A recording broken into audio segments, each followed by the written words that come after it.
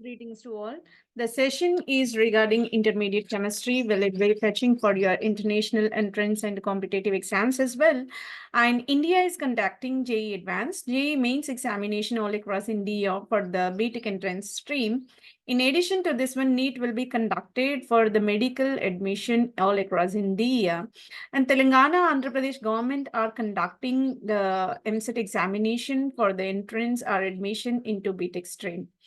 In addition to this one, if you are aspiring for any government organized job opportunities, there also you can find the session. You can find the content which is relevant with the session what we are conducting now. Let's enter into our today's session. And the question number one, we are going to deal with the Nobel Prize in Chemistry 2005 was awarded jointly to Vivis Chauvin, Robert H. Grubbs, and Richard R. Schrock for the development of the metathesis method in the organic synthesis. Grubbs synthesis is everybody, Grubbs synthesis, that is the named reaction, everybody aware about that one. And this is a kind of lauration to the organic synthesis in the field of chemistry by means of metathesis reaction. Two scientists together accorded with the Nobel Prize. Three scientists together accorded Nobel Prize in the field of chemistry for the year 2005. Here, Vivis Chauvin is the scientist who contributed 1/3 for this 2005 Chemistry Nobel Prize, and Robert H. Grubbs also accorded with the Nobel Prize for his excellent contribution in this metathesis process, and Richard R. Schrock is another scientist, also contributed 1/3 for this kind of metathesis process, especially in the organic synthesis. Here is the brief info regarding all three scientists, which is provided. The Royal Swedish Academy of Sciences has decided to award the Nobel Prize in the field of chemistry for the year 2005, jointly to Vivis Chauvin, Institute of Francis Diop Royal Malmaison, France. He belongs to this institution, and his affiliation is provided over here. Robert H. Grubbs, California Institute of Technology, Catchet, Pasadena, CA, USA. And Richard R. Schrock belongs to Massachusetts Institute of Technology, MIT, Cambridge, MA, United States of America. Together, they worked for the development of metathesis method in the field of organic synthesis. By means of this metathesis, so many new accelerates are generated in the field of organic chemistry. This year Nobel Prize, that is 2005 Nobel Prize laureates in the chemistry have made metathesis into one of the organic chemistry most important reaction. Fantastic opportunities have been created by producing many new molecules. Being this is the new methodology invented, so that by using this methodology or pathway, new molecules in the organic field got introduced, especially in the field of pharmaceuticals. For example, imagination will soon be the only limit to the molecules can be built. We can't imagine how many molecules we are going to synthesize, being it is a kind of new method, so that by applying the method to different kind of auxiliaries, so that we will explore the compounds in the maximum extent. There is no limit for that. Organic substances contains the carbon as an element. Carbon atoms can form the long chains and rings, bind with other atoms such as hydrogen, oxygen. Such kind of other atoms can be bounded with these carbons, and they able to give double bonds as well. All life on the earth based on these carbon compounds. Everybody aware whatever cells available in the human beings belongs to, they are constituted by carbon atoms only. But they can also be produced artificially through organic synthesis. Though we are having the same kind of carbon composition in the nature, there is a possibility to synthesize in the artificial means as well. The word metathesis means change places. Metathesis reactions, double bonds are broken, made between the carbon atoms, and ways cause the atoms group change their places. This happens with the assistance of special catalytic molecules. Existing double bonds or any kind of can be displaced, and a new kind of molecules or new kind of auxiliaries or bond positions are generated by means of metathesis process. A simple depiction for this metathesis cycle is provided over here, and this is a kind of brief explanation regarding how the metathesis process got carried. AX can be treated with By so that a new kind of molecule will be generated by means of this metathesis process. And here is the kind of metallic catalyst so that it will be bonded with this triple bonded aromatic organic compound so that there is a kind of intermediate generated which used to give a new triple bond. Here the triple bonded compound is aryl, here the triple bonded compound is another new alkyne we got, and this aryl is directly bonded with this metal so that this is a kind of metathesis. We are dislocating or replacing the existing with a new one. So new kind of auxiliaries got generated, and this generated molecule will further treated with one more starting material what we used earlier, and can be bonded further, and a new kind of intermediate, one more intermediate got generated over there, and again you can achieve. This is another product here. Initially we got another aliphatic. Simply it is said to be a kind of open chain molecule with the triple bonded compound. Whenever second step addition is possible for this one, you can achieve neither alkyne molecule with the aromatic rings. This is a highest aromatic compound in comparison to the starting material. So whatever the starting material, what we are taking, one 8G is composed by the aliphatic, and either is aromatic. But in the entire process of metathesis reaction, one of the product we achieved is purely aliphatic, and another product is purely aromatic in it. This is the way we are going to synthesize a new auxiliaries of the compounds in the field of organic chemistry by means of the process called metathesis. By this, we concluded for the question number 1. Let's go with the question number 2, which is collected from Cambridge Assessment International Education, and choose the 2 correct statements about the nitrogen. Nitrogen being it is the kind of freely available element, highest available element in the entire atmosphere, we can say. So that we have to know in brief about this kind of element. Nitrogen molecules are monatomic. All nitrogen atoms have the 7 protons. Nitrogen atoms cannot be split into a simpler substances by chemical means. All nitrogen atoms have 14 neutrons. Nitrogen is 21% clean dry air. These many assumptions are provided. We have to go for which are correct, which are wrong from these kind of things. In order to explain this one, nitrogen, everybody aware, 2 nitrogen atoms are joined by a triple bond, so that it is a kind of diatomic molecule with a triple bond. Okay, so here the bond distance is also provided over there. This is the first one we are going to address. All nitrogen atoms have the 7 protons. If you observe the entire composition of nitrogen atom, here it is composed by being atomic number is 7 protons, 7 neutrons, 7 electrons resided in the nitrogen atom. At the core, you can find 7 protons like this. So that 7 protons is the correct answer. And the next one, nitrogen atom cannot be split into simpler substance by means of chemical. That's what we can say. Nitrogen is the kind of inert. Nitrogen is the inert gas. Though it is not the noble gas, but some extent we can say it is inert diatomic gaseous element. That is purely because of the existence of triple bond. So if one bond is there, some less amount of energy is required to cleave, but 3 bonds can't be cleaved very easily. That's the reason why we can say the existing bond cleavage, that means the bond dissociation enthalpy is extremely larger for this nitrogen, so that its chemical inertness will be more. What they are saying is perfectly correct. And all nitrogen atoms are having 14 neutrons is the wrong one. If you observe how extend protons we have, that extend neutrons also resided in the nitrogen atom, so that 7 neutrons is the correct answer. But atomic weight will become a proton number plus a neutron number. So that is the way atomic mass will become 14, but not neutron count, so that we can cancel out. Nitrogen is 21% of clean dry air. This 21% belongs to oxygen, not nitrogen. Nitrogen is the most abundant gas in the atmosphere, right? That composition around 78%, maximum extent of atmosphere composed by occupied by this nitrogen only. This 21 belongs to what? Oxygen gas. Okay, this is the way we can answer all the questions whichever provided in the question number 2. So detailed explanation is provided. Here you can find triple bond in the case of nitrogen molecule, and 7 protons, 7 neutrons, and 7 electrons are the subatomic particles which are accompanied by the nitrogen gas.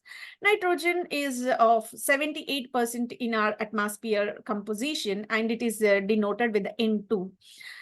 Which compound plants and animals. So plants and animals mostly requires nitrogen for their protein synthesis, but whatever nitrogen available in the atmosphere can't be used directly. We can't consume whatever nitrogen is there in the air directly. So that the required form for the consumption of plant materials is called nitrates. Nitrates are the suitable form for the absorption by the plant material that is available either in the form of fertilizer or else a naturally occurring compost will be there, or else some nitrogen cycle that participating bacteria also valuable. There also you can convert the nitrogen into the valuable form for the absorption.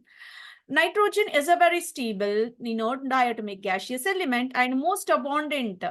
78% abundance you can notice, and a triple pure covalent bond is located. And we can see two nitrogens are similar, homoatomic. That's the reason why non-polar in nature. This is the way we can answer all the questions whichever provided in the question number 2. Let's conclude the question and move on to another, that is question number 3, which is JEE Advanced 2016 question paper conducted by National Testing Agency. The increasing order of atomic radii of the following gaseous elements are given in the option number 2: gallium, aluminium, indium, and titanium. This is the way we can answer. This is a kind of abnormality, certain exception we can say. Actually, atomic radii is a kind of periodic trends we have. What is the periodic trend over there? Always atomic radius will be increased as we descending down the group. You can clearly notice small lobe gradually increasing as we are moving down the group. In every group, the same trends will be followed over there. And in case of period, the arrow will be from right hand to left hand. That means what? As we are moving from left to right, sides are gradually decreasing. So largest lobe is becoming our tiniest one. This is the way you can notice the lobes are decreasing their size. This is the common trend we can notice. Atomic radius in a group gradually increases, in a period gradually decreases. But aluminium is having certain extent of deviation with this. Gallium is atomic radii is given by 123 and aluminum is having 124. So that gallium is of least size over aluminium. This is the way we can trace out the respective answer. Aluminium slightly larger in comparison to the gallium, so that of larger size, smaller volume. So it is of low density metal. Low density metal means lightweight metal. Hence, we can use this aluminium in various regions, especially in the aerospace applications. So that gallium least is accorded in the option number B, so that we can conclude this question number 3 with the option number B. Move on to another question, where question number 4 is given from again 2016 JEE Advanced question paper. The crystalline form of borax has borax is composed by the formula B4O5OH taken for -2. So being 4 borons are allocated for this complex compound, so that we can say tetranuclear in nature. 4 atoms are resided. Simply we can say it is tetranuclear. That is correct answer only. All boron atoms are in the same plane is the wrong one, because all are not in the same hybridization. If we are having sp2 hybridizations, then it will be on the same plane. But few of the boron atoms are sp2 and either few are sp3, so that we can't say all are laying on the same plane. So we can cancel out option B. Equal number of sp3 and sp2 atoms are present. This is perfect, because 4 borons, among 4 borons, 2 borons are accorded with the sp3 hybridization and remaining 2 borons with sp2 hybridization. This is the way. Equal number of sp3, sp2 is the correct answer. one terminal hydroxide per boron atom. So how many boron atoms are there? We have 4 borons, right? Each boron is having one hydroxy on its terminal edge. So that is also correct answer. If we observe its chemical formula so that we can answer easily. This is the chair form which is located for the tetraannular boron molecule, where you can see 1, 2, 3, 4 boron atoms are laying in the chair conformation. And here, if you observe, sp3 boron is there, sp2 boron is there, sp3 and sp2, so that we can say all are not laying in the same plane. Because hybridization is not even. So equal number of borons are having sp3 and sp2 as well. So if you count the 2 borons are accompanied by sp3 and the remaining 2 borons with sp2, right? So that we can say equal number of sp3, sp2 atoms are there. This is correct only. So all are not on the same plane, correct only. Tetraannular, already we saw 4 borons are there. This is also correct. One terminal hydroxide per boron. If you observe, this boron is accompanied by OH. Here also you can locate OH. Here also OH will be there. And here also OH. So that we can say 4 hydroxides on the terminal plane. So this is also correct one. For question number 4, A, C, and D are the correct answers. Let's move on to another question. Question number 5, which is collected from Telangana. MCET examination conducted in the year 2021. The ratio of the highest to the lowest wavelength of Lyman series is Lyman, Balmer, Paschen, bracket, Fund. All these belongs to the line series of hydrogen atoms. In that Lyman series to be addressed. Lyman శ్రేణిలో ఎత్తైన మరియు లోతైన తరంగ దైర్ఘ్యాల నిష్పత్తి. Okay, in order to answer this, the correct answer is 4:3. So let's see the detailed explanation over there. The calculation of that calculation of wavelengths are given by Rydberg constant equation. 1 by lambda is equal to RH, Rydberg constant, which is called 1 minus 1 by n squared, lambda L, Lyman series wavelength for the hydrogen atom. Lambda denotes what? Lyman series wavelength for the hydrogen atom. L for Lyman series, lambda for wavelength. Okay, so here, as already we discussed, we have different lines like Lyman, Balmer, Paschen, bracket, Fund. These many series of lines are available for the hydrogen atom among all Lyman. Ultraviolet radiation series will be there. Highest wavelength is accorded from n is equal to 2, and the lowest will be given from n is equal to infinity. So this is the case, so that we will get the ratio, that is 4:3. 4:3 is accorded in the option number 1. For fifth question, option 1 is the correct answer. Let's move on to last question of the session, that is the 6th one. The relation between the stopping potential and the frequency is correctly represented. The SPI represent what? Work function. ఈ క్రింది వాటిలో నిలువరించే potential V0 మరియు పౌనపున్యం V ల మధ్య సంబంధాన్ని తెలియజేసే సమీకరణం. Instead we can say nu. So here pi denotes what? Work function, right? So for this, we have to get the relation between the stopping potential and the frequency. In order to get that, the expected answer is nu naught is equal to h nu by E minus pi by E. How can we explain this? Let's see. So among all these options, why we are saying this is only the correct answer, we will check out. In order to explain that one here, E nu naught is equal to K max is equal to h nu minus pi. Right? E nu naught is equal to h nu minus h nu naught. Here pi is called a work function, right? That work function simply written as h nu naught. So that this E term will be taken right hand side, so that nu naught is equal to h nu by E minus h nu naught by E. H nu naught by E simply called work function pi.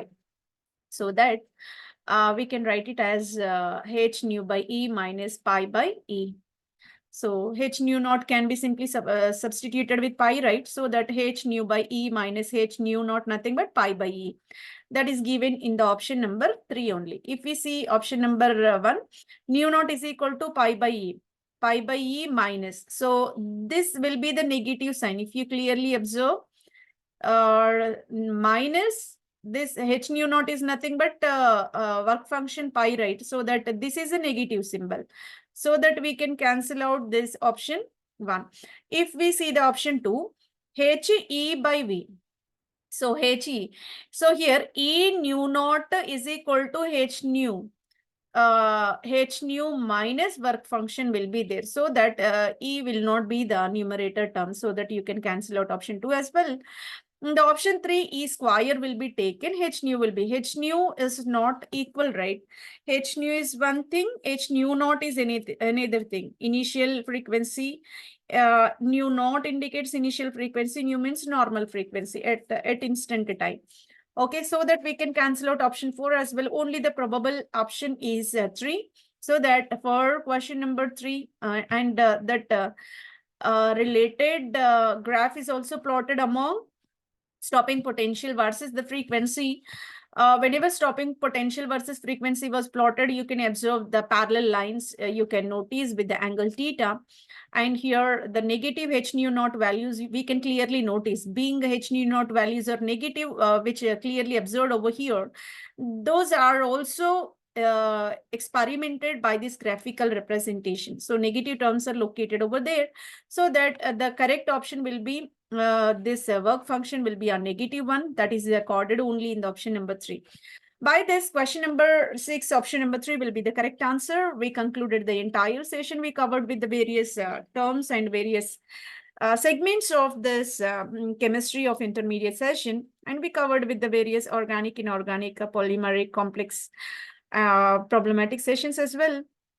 And I'm requesting you to like the channel, comment. In order to comment, we have a question for the session. You can kindly mention the series of lines which are available in hydrogen spectrum, right? So that can be taken as the question for the session and commented for the session in this comment box. And share with us parents who are serious about the examination, and subscribe the channel. We will get more new content in the near future by your support. Thank you very much. Thank you one and all.